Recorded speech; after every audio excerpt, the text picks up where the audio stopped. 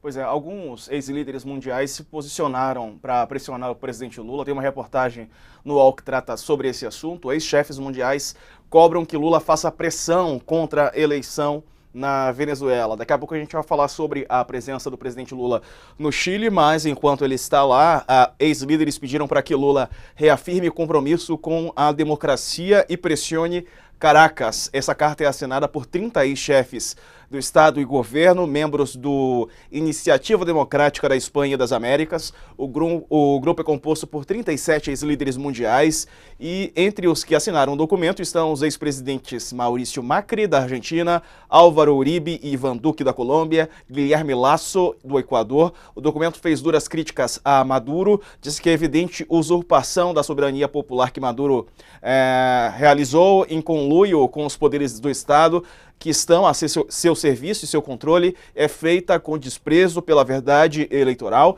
para se perpetuar no exercício do poder e afirmá-lo por meio de uma política de Estado repressiva e de violação generalizada e sistemática dos direitos humanos dos venezuelanos. A mensagem diz que a atual situação na Venezuela é um escândalo e afirmam que o vencedor das eleições foi Edmundo González, candidato da oposição, que hoje também se apresentou, se autoproclamou como presidente eleito da Venezuela. Enquanto isso, enquanto o Lula é cobrado por ex-chefes internacionais, o atual presidente da França, Emmanuel Macron, disse apoiar. Ele disse estar junto de Lula a aspiração do povo venezuelano por uma eleição transparente. O Macron, então, declarou apoio à postura do presidente Lula do Brasil nas eleições. Numa publicação que ele fez nas redes sociais, o Macron disse o seguinte, ele escreveu até em português: com o presidente Lula apoiamos o anseio do povo venezuelano por uma eleição transparente.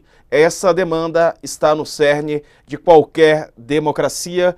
Essa aí, postagem que vai aparecer na sua tela do Emmanuel Macron, apoiando, ele escreveu em francês, embaixo em português, também em espanhol, né, sobre esse apoio ao presidente Lula. Professor, essa pressão internacional, né, tanto dos ex-chefes de países latino-americanos, Espanha, latino-americanos, e o Macron, né, como é que funciona isso? A gente já viu que o Maduro é muito...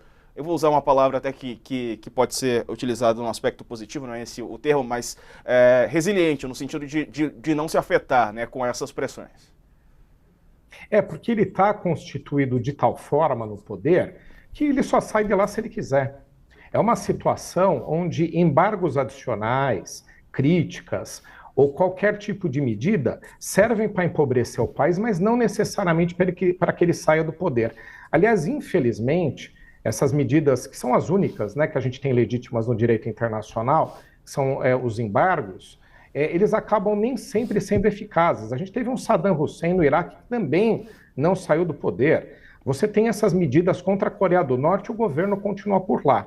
Então, você causa desgastes, você causa problemas econômicos, sociais, mas não necessariamente tira o governo ou o obriga a voltar aos eixos e a seguir na legalidade. Eu acho que, infelizmente, no caso da Venezuela é na mesma linha. O empobrecimento do país foi de tal nível que nós não tivemos, mesmo naquele momento, pior, que agora teve um pouco de alívio, a gente já falou sobre isso, que Maduro não caiu em nenhuma dessas situações. Então ele sabe disso. Ele tem o apoio necessário, que é o apoio da força.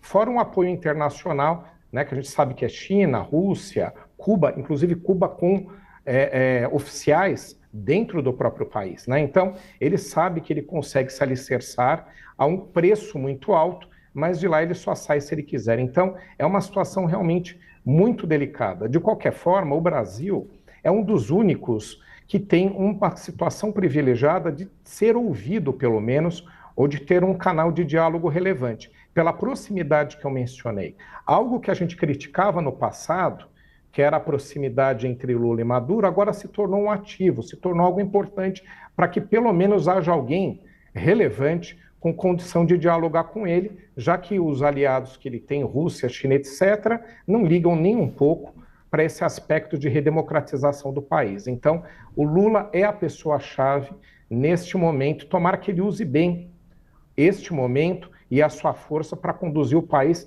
para um outro cenário.